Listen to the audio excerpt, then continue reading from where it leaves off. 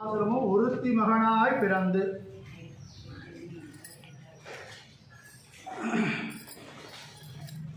స్వామివారికి అమ్మవారికి కాన్వర్సేషన్ జరిగింది కదా. నాయకనాయ పాసరం అనేది కాన్వర్సేషన్. నాకు మీ స్వామి నాకు మీ తప్పకుండా నాకు మోక్షం ఇచ్చాలి, మీ దర్శనం నాకు కావాలి, ఇది అమ్మ చెప్పినే వస్తుంది.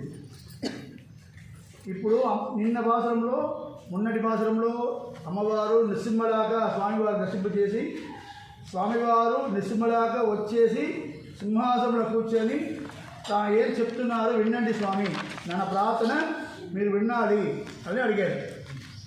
నిన్న పాసరంలో స్వామి వచ్చిన స్వామివారికి ఏంటంటే లోపు నుంచి స్వామివారు ఒక 10 స్టెప్ తీసుకొని సింహాసనానికి వచ్చారు కదా.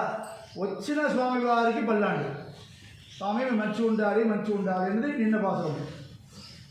ఈరోజు స్వామివారి అవతారం ఎంత సౌలభ్యంతో ఎంత కృపతో స్వామివారు అవతారం చేస్తారని పాసరం ఈరోజు. ఒరుత్తి మగనాయ్ పిరంద్ అంటే అమ్మవారు పుట్టి ఈ అమ్మ కృష్ణస్వామికి 2 అమ్మవారు, ఒకటి దేవకి, ఇంకొకటి యశోద. ఇంకొకటి చెప్పకూడదు.